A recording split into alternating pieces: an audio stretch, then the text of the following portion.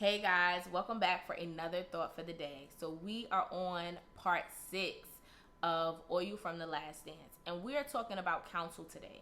Counsel is the direction and the guidance that we are on in life, and we want to make sure that we're clear of how to tap into good counsel and to even assess what our counsel is looking like right now, or possibly to ask yourself, am I good counsel for somebody else, right?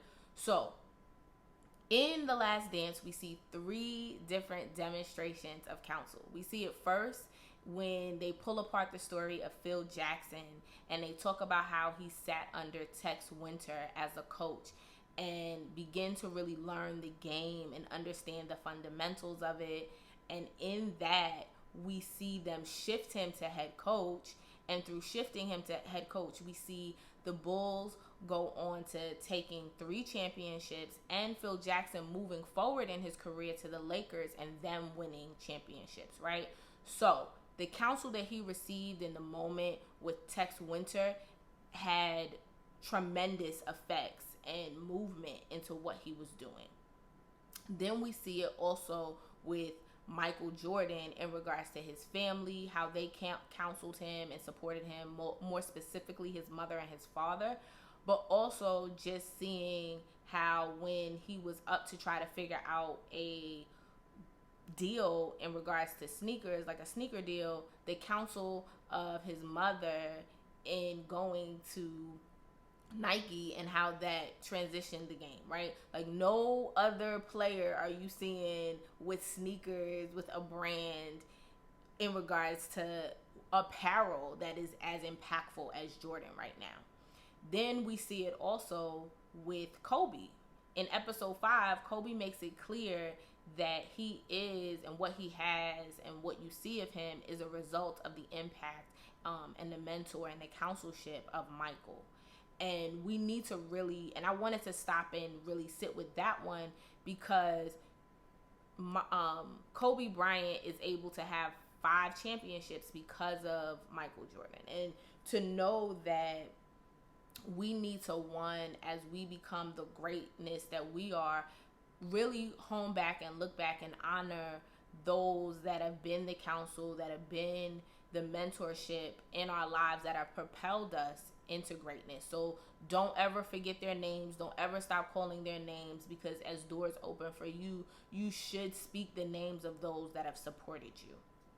And so with that, we know that from the word that we are guaranteed a counselor. And so our counselor comes with the Holy Spirit.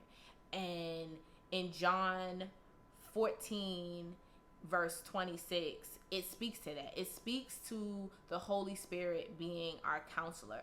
And it lets us know in that verse that the counselor will teach us. It lets us know that the counselor will bring to remembrance the things that we forget. And so it's important to know that. But we also know from Proverbs 11 and 14 that we're not just limited to the Holy Spirit. Though the Holy Spirit is our foundational counsel, it is not the only counsel that we should have or we can have. We can have the Holy Spirit in you. That should be your first tap when you are thinking about counsel. But we can also ask God to show us who are our physical representations of counsel, and know that we can have multiple ones. And in knowing that we can have multiple ones, I would advise that you should have counsel in different areas of your life. And again, the foundational piece to that is the Holy Spirit. So the Holy Spirit should be the foundational counsel in every area of your life. But there also can be the physical representation of counsel that we have. And know that they can mix and mingle in areas, and know that you can have counsel that is going to be for a long period of time. So I have a mentor that I've had since middle school, and then I've had mentors in my adult life where they have been there and present for periods and seasons, some longer. And counsel can be a word that's spoken into you, and sometimes counsel comes not per se because you are sitting down constantly having a conversation with them. You can receive counsel through reading the autobiographies of people and really sitting and studying the documentaries of them and allowing for the information that you see from them be impactful to you. So with that, we know that we should also be reminded that counsel also comes in our friend circles, right? So you should take stock of who is in your friend circle, what they about, what they're doing. And as you take stock of that, I want to leave you with three questions that you should consider and ask yourself. One, as a person who is looking for counsel, one as a person who is getting counsel, but also as a person who is giving counsel. Like, you want to consider these questions. If you are in any of these seats, you want to consider them. So the first question is, what is the mentality, identity, and assignment of my counsel, or the person that I'm looking to get counsel from? If you know that you are a winner or you want to be a winner, you shouldn't be taking advice from someone who is sluggish, who's a loser, who is not getting anything, right?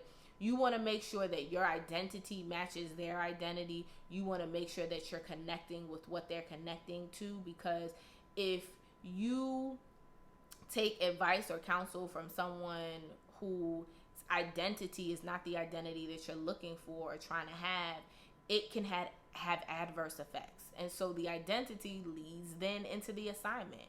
So if they have not won anything, if they have not pushed the needle into anything, why would you sit in that piece? And so I want to and in that, I'm going to hold up the concept of a mother, right? And I'm going to use my mom. My mother is the mother of 3 girls, and she is, in the course of her life, been the parent and been the nurturer and been the encourager to multiple children, right? In all areas, in all phases, in all dynamics of life, right? Mental illness, straightforward kids who ain't got no problems, kids who are having learning problems, kids, like whatever type of kid you were probably facing, my mom has probably been a nurturer and a carer for that. Her mentality are that children are special, that they should be loved. So that's her mentality. Her identity is that of a nurturer. So she's always caring for children. She can walk into a store. We call her the baby whisperer. And so that's her identity, right? But then you look at her assignment. Her assignment is to be a teacher. So in that, when I look to have children, she would be the person that I would want to get direction from about how to be a great mom. And I know plenty of my friends who say the same thing. Like, your mom is so dope. Your mom does all of this stuff. I can't wait to be a mom so that I can sit down and talk to her about it, right? So you want to be clear first. What is the mentality? What is the identity? And what is the assignment of the person that you're connecting to? Or that people are connecting to you, right? Because if you're offering counsel to somebody and you are sitting in the seat of mentorship or a mentor, you do not want to connect yourself with the mentality, identity, and assignment of someone that is divergent from who you are. So if I am looking to mentor someone to go to college and they're not interested in college, they don't want to do college, there's no part of their being, no part of their identity that connects with that, I waste my time. So don't waste your time as a mentee and don't waste your time as a mentor, right? So then the next thing is, do they understand the body? Do you understand the totality of the thing that you're facing, that you're going through, all of what goes into it? And you may not have a full comprehension, but there should be a willing yes in your spirit to fully understand or comprehend those things. There is also the part that in understanding the body that you want to be able to push into what's necessary. So then how are they leading? You want to make sure that you are connecting, or that you're connecting with someone that's producing some level of fruit in what you have. So your mentor may not have multiple, like you may want to write 50 books and your mentor has only written 20. But the reality is what they have is the beginning fruits to launch you to more. So always connect yourself with people who are clear about their mentality, their identity, their assignment, and make sure that they understand the totality of the body, but also make sure that they are clear about where they're leading, where they're going, because you don't want to connect yourself to anything that's divergent to what God is calling you to. You need to make sure that you're staying on the right path.